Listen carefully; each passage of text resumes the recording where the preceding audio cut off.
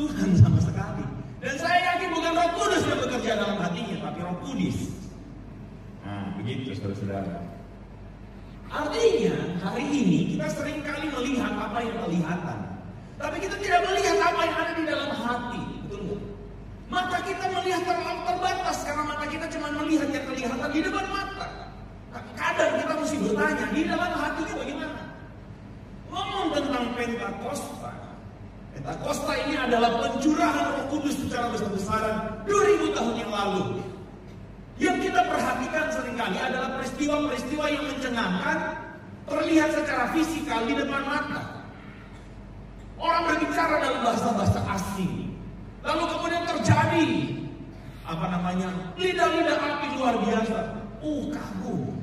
Tapi saya mau tanya, kalau kita cuma melihat hal-hal yang di mata atau hal-hal yang lahiriah, pertanyaan saya adalah keliru kita kalau kita berpikir bahwa pencurahan Roh Kudus cuma ada di depan mata. Pencurahan Roh Kudus itu tidak akan berarti apa-apa tanpa mengubah hati. Katakan sama-sama dengan saya, mengubah hati. Katakan sekali lagi, mengubah hati. Mengubah hati itu yang paling penting. Nah, saudara, hari ini saya ingin mengajak saudara melihat tentang Pentakosta. Artinya apa sih arti Pentakosta itu sendiri? Kalau saudara lihat Pentakosta, sebenarnya Pentakosta ini adalah hari raya yang juga dirayakan oleh orang Yahudi. Jadi orang Yahudi itu merayakan Pentakosta, tapi bukan Pentakosta yang mereka rayakan. Karena di hari yang sama mereka merayakan hari raya yang namanya Shavuot. Oke? Apa itu Shavuot? Shavuot itu adalah hari raya panen. Jadi mereka merayakan 50 hari sesudah Passover atau sesudah Paskah, mereka merayakan yang namanya hari raya panen. Nah, hari raya panen itu saudara-saudara dirayakan dalam 3 bentuk. Saudara, pada tahun 1946 itu ditemukan di sebuah daerah namanya daerah Qumran. Itu daerah pinggir Laut Mati. Jadi di dalam perbukitan, di dalam gua di dalam itu ditemukan yang namanya gulungan-gulungan kitab. Kalau saudara pernah dengar istilahnya Dead Sea Scrolls, gulungan kitab Laut Mati. Nah, gulungan kitab itu adalah salah satu penemuan paling penting dalam perkembangan atau melegitimasi Alkitab yang saudara-saudara pegang. Karena Alkitab yang saudara pegang itu isinya totally identik dengan Dead Sea Scrolls, di mana scroll ini atau gulungan ini adalah gulungan yang berasal dari abad pertama sampai abad ketiga. Begitu loh saudara-saudara.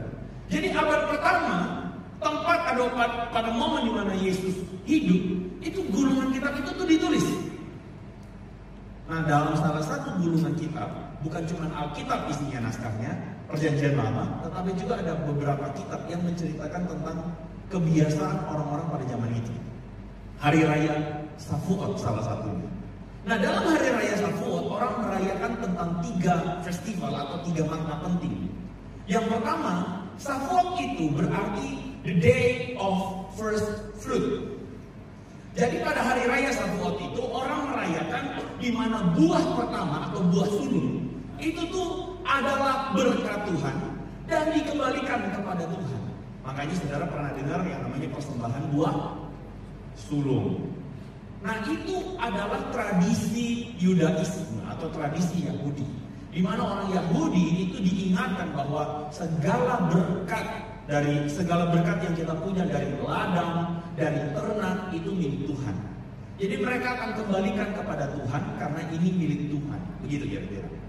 Yang kedua, the day of new oil atau yang namanya minyak baru.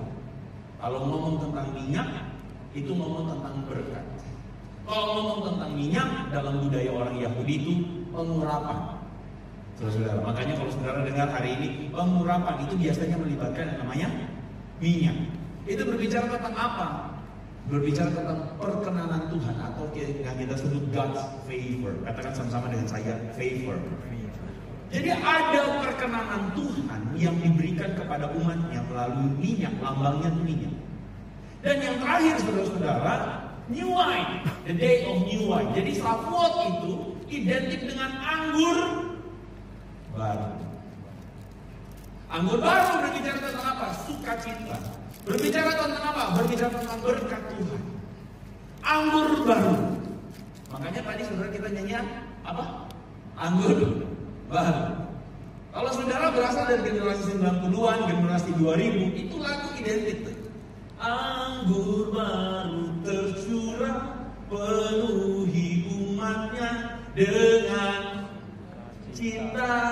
Oh, ya. Saudara lihat, anggur baru itu adalah identik dengan Roh Kudus. Dan Tuhan menggunakan hari raya Shavuot itu untuk menunjukkan atau mengidentikan bagaimana Roh Kudus akan datang kepada umatnya tercurah seperti anggur baru. Tercurah untuk memberikan berkat yang baru.